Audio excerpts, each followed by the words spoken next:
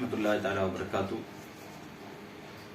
کل کی تفسیر میں آپ نے سنا ہوگا کہ مسلمانوں کے درمیان آپسی صلح قائم کروانا، بھائی چارہ قائم کروانا، اس کے بارے میں بے شمار احادیث ہے، بے شمار آیت کریمہ ہے، اور مسلمانوں کو حکم بھی ہوا کہ آپسی وہ ختم کریں معاملات۔ اور قرآن پاک کی ایک آیت میں فرمایا گیا وَإِنِ امْرَأَةٌ خَافَتْ مِنْ بَعْلِهَا نُشُوزًا أَوْ إِعْرَاضًا فَلَا جُنَاحَ عَلَيْهِمَا أَنْ يُصْلِحَا بَيْنَهُمَا صُلْحًا وَالصُّلْحُ خَيْرٌ۔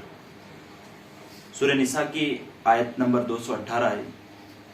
اگر کسی عورت کو اپنے شوہر کی زیادتی یا بے رغبتی کا اندیشہ ہو تو ان پر کوئی حرج نہیں کہ آپس میں صلح کر لیں، اور صلح بہتر ہے۔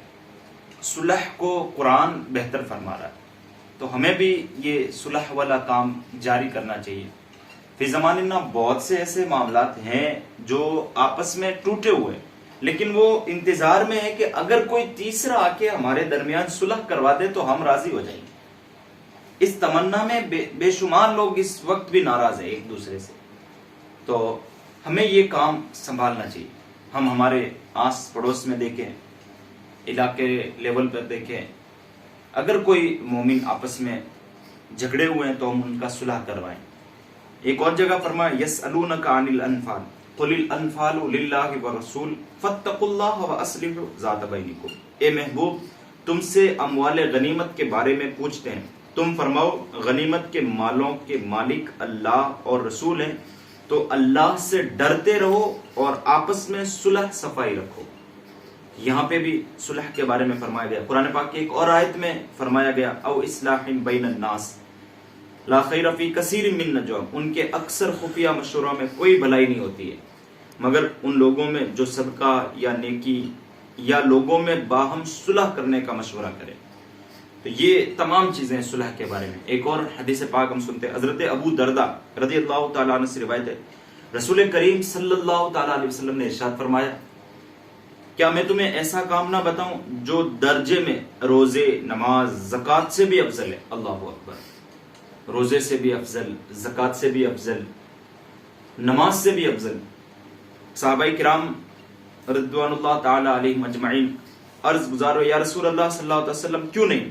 ارشاد فرمایا آپس میں صلح کروا دینا۔ ابو داؤد شریف کی حدیث ہے۔ تو دیکھیں، یہ مسلمانوں کے درمیان صلح کروائیں، لیکن اس میں ایک چیز ہے کہ شریعت کے دائرے میں صلح کروائیں۔ ایسا نہ ہو کہ کوئی شریعت کے حکم کی عدولی کر کے پھر ان کا صلح کروائیں، یا ان کی صلح بھی کسی اس بات پہ ہو رہی ہے کہ یہ کام ہونا چاہیے، یہ کام اگر نہیں ہوا تو میں صلح نہیں کروں گا۔ آج کل بعض دفعہ ایسا ہوتا ہے شادیوں کے معاملات میں، دو بھائی آپس میں لڑے ہوئے ہوتے ہیں، جب صلح کروانے والے جاتے ہیں تو وہ کہتا ہے اگر شادی میں ڈی جے نہیں بجا تو میں راضی نہیں ہوں گا، شادی میں یہ کام نہیں ہوا تو میں راضی نہیں ہوں گا۔ تو اس وقت صلح کروانا ہمارے لیے جائز نہیں ہوتا ہے، کیونکہ اس صلح کی وجہ سے غیر شرعی امور انجام پا رہے ہیں۔ اور پھر صلح کیوں نہ ہو جو ہم کل آیت ہم نے سنی تھی، فرمایا انما المؤمنون اخوۃ فاصلحوا بین اخویکم واتقوا اللہ لعلکم ترحمون۔ صرف مسلمان بھائی بھائی ہیں تو اپنے دو بھائیوں میں صلح کرا دو اور اللہ سے ڈرو تاکہ تم پر رحمت ہو۔ مسلمان تو آپس میں بھائی بھائی ہیں کیونکہ یہ آپس میں دینی تعلق اور اسلامی محبت کے ساتھ مربوط ہے، اور یہ رشتہ تمام دنیاوی رشتوں سے مضبوط تر ہے۔ لہذا جب کبھی دو بھائیوں میں جھگڑا واقع ہو تو ان میں صلح کروا دو۔ اب یہاں دو تین حدیث ہم اور سنیں، اور یہ جو قرآن نے بھائی کا ہے نا، یہ لفظ بڑا اہم معنی رکھتا ہے۔ حضرت عبداللہ بن عمر رضی اللہ تعالیٰ عنہ سے روایت ہے، رسول اکرم صلی اللہ علیہ وسلم نے ارشاد فرمایا مسلمان مسلمان کا بھائی ہے، وہ اس پر ظلم نہ کرے، اس کو رسوا کرے۔ جو شخص اپنے بھائی کی ضرورت پوری کرنے میں مشغول رہتا ہے اللہ تعالیٰ اس کی ضرورت پوری کرتا ہے۔ اللہ اکبر۔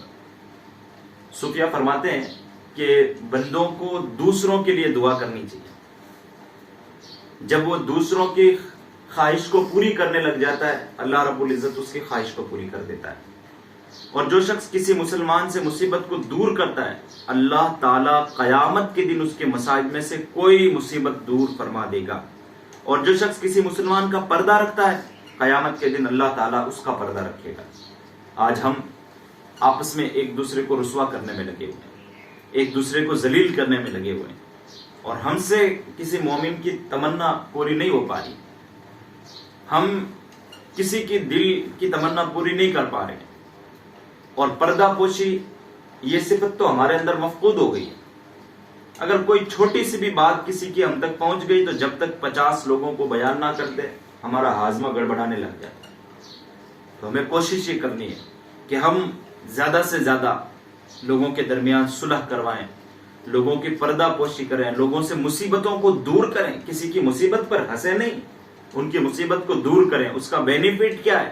قیامت کے دن، جس دن کوئی کسی کا پرسان حال نہیں ہوگا، لِكُلِّ امْرِئٍ مِّنْهُمْ يَوْمَئِذٍ شَأْنٌ يُغْنِي وَجُوهٌ يَوْمَئِذٍ مُسْفِرَةٌ۔ وہ دن ایسا ہوگا کوئی کسی کے کام نہیں آئے گا، ہر کوئی ایک دوسرے سے بھاگ رہا ہوگا۔ یوم یفر المرء من اخیہ وامہ وابیہ وصاحبتہ وبنیہ۔ اس دن باپ بیٹوں سے بھاگ رہا ہوگا، اپنی بیوی سے بھاگ رہا ہوگا، بیوی شوہر سے بھاگ رہی ہوگی، افراتفری کا ماحول ہوگا۔ اللہ رب العزت اس وقت اس بندے کی مصیبت کو دور فرمائے گا جس نے دنیا میں کسی کی مصیبت کو دور فرمایا، اور پردہ پوشی جس نے کسی کی پردہ پوشی کی، اللہ رب العزت قیامت کے دن اس کی پردہ پوشی فرمائے گی۔ رب اکبر کی بارگاہ میں ہم دعا گو ہیں کہ مولا قدیر ہمیں اس جو صفتیں ہیں ان پر ہمیں صحیح معنی میں عمل کرنے کی توفیق عطا فرمائے۔ آگے کی حدیث ہم سنتے ہیں۔ حضرت نعمان بن بشیر رضی اللہ تعالیٰ عنہ سے روایت ہے، رسول اللہ صلی اللہ علیہ وسلم نے ارشاد فرمایا، سارے مسلمان ایک شخص کی طرح ہے۔ اللہ اکبر! کیا فرمایا؟ سارے مسلمان ایک شخص کی طرح ہے۔ جب اس کی آنکھ میں تکلیف ہوگی تو سارے جسم میں تکلیف ہوگی، اور اس کے سر میں درد ہو تو سارے جسم میں درد ہوگا۔ اللہ اکبر! مسلم شریف کی حدیث پاک ہے۔ سارے مسلمان آپس میں ایک شخص کی طرح ہے۔ بنی آدم اعضائے یک دیگرند، شیخ سعدی شیرازی رحمۃ اللہ تعالی علیہ نے فرمایا، بنی آدم اعضائے یک دیگرند کہ عضوے، فرمایا کہ بنی آدم جو ہے وہ اعضائے یک دیگرند، بنی آدم مکمل اولاد آدم ایک جسم کی طرح ہے۔ جب جسم کے کسی ایک عضو میں تکلیف ہوتی ہے تمام اعضائے بدن حرکت میں آتے ہیں، سب کو درد محسوس ہوتا ہے۔ تو اگر ہمارے کسی مسلمان بھائی کو کوئی تکلیف پہنچی ہے تو ہمیں اس پر فرحت اور مسرت کی لڑیاں نہیں بچھانی چاہیے، ہمیں جا کے اس کے دکھ میں شامل ہونا چاہیے۔ اس سے ہمارا دنیاوی فائدہ بھی ہوگا اور ہمارا اخروی فائدہ ہوگا۔ ایک آخری حدیث سنیں۔ حضرت ابو موسیٰ اشعری رضی اللہ تعالیٰ عنہ سے روایت ہے، سید المرسلین صلی اللہ علیہ وسلم نے ارشاد فرمایا، ایک مسلمان دوسرے مسلمان کے لیے عمارت کی طرح ہے جس کی ایک اینٹ دوسری اینٹ کو مضبوط کرتی ہے۔ اللہ اکبر! فرمایا گیا ایک مسلمان دوسرے مسلمان کے لیے اینٹ کی طرح ہے، ایک اینٹ کو رکھتے ہیں پھر دوسری پھر تیسری، تب جا کے کہیں عمارت بنتی ہے۔ اسی طرح مسلمان بھی اگر آپس میں مل جل کے رہیں گے تو فی زمانے نہ جو ہمارے حالات ہیں ہم اس سے ابھر سکیں گے، نہیں تو پھر کوئی صورت نہیں آ رہی ہے کہ جس سے ہم کچھ ابھر سکیں گے۔ دین اسلام پر ہر طرح سے لوگ کیچڑ اچھال رہے ہیں، لیکن ہم ہمارے کردار سے ان کو ثابت کر رہے ہیں۔ ان کا کام ہے وہ کر رہے ہیں، لیکن ہم ہمارے کردار سے ثابت کریں۔ لوگ ہمارے نبی کو نہیں پڑھتے ہیں، ہمیں دیکھتے ہیں۔ لوگ صحابہ کی زندگی کو نہیں پڑھتے ہیں، وہ ہمیں دیکھتے ہیں۔ لوگ دین اسلام کو نہیں پڑھتے ہیں، وہ ہمیں دیکھتے ہیں۔ ہمارے کردار سے، ہمارے افعال سے، ہمارے اعضائے بدن سے اسلام کی خوشبو لوگوں تک پہنچنی چاہیے۔ اور پھر قرآن پاک میں چونکہ فرمایا ان الدین عند اللہ الاسلام، بے شک اللہ کے نزدیک سب سے پسندیدہ دین دین اسلام ہے۔